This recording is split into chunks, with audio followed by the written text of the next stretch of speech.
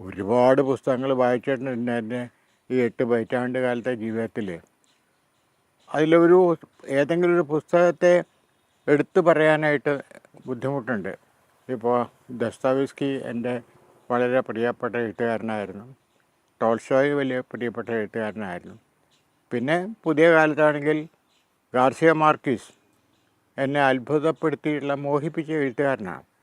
പക്ഷേ എന്നെ ഏറ്റവും വിസ്മയിപ്പിച്ചിട്ടുള്ളൊരു പുസ്തകം എന്ന് പറയുന്നത് സെർവാൻറ്റസിൻ്റെ ഡോൺ കിഹോത്തോ എന്ന് പറയുന്ന, നമ്മൾ മലയാളത്തിൽ ഡോൺ കിക്സോട്ട് എന്ന് പറയാറില്ല, ആ പുസ്തകമാണ്. അപ്പോൾ അദ്ദേഹം 400 കൊല്ലം മുമ്പാണ് അദ്ദേഹം എഴുതിയത്. ഷേക്സ്പിയറിൻ്റെ കാലഘട്ടത്തിലാണ് അദ്ദേഹം ജീവിച്ചിരുന്നത്.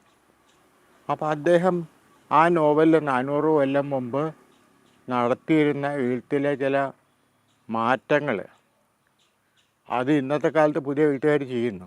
നോവലിനകത്ത് നോവൽ, അതിനകത്ത് സെർവാൻറ്റീസ് കടന്നു വരുന്നു. അപ്പോൾ ഒരു കാലഘട്ടത്തിൽ ഷേക്സ്പിയറോട് തുലനപ്പെടുത്തിയിരുന്നത് സെർവാൻറ്റീസിനെ ആയിരുന്നു.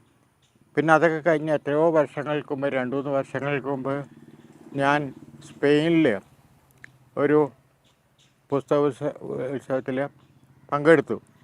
അപ്പോൾ അവിടെ സെർവാൻറ്റീസ് എന്ന് പറയുന്നത് അവിടുത്തെ ഒരു ബ്രാൻഡാണ്.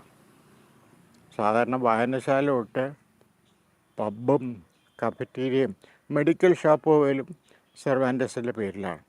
ഇപ്പോൾ ഒരു ഐക്കണായിട്ട് മാറിയിട്ടുണ്ട്. പക്ഷേ സെർവാൻറ്റീസിന് അപ്പുറമായിട്ട് എനിക്കൊരു നോവലിസ്റ്റിനെ പറ്റി പറയാൻ കഴിയില്ല.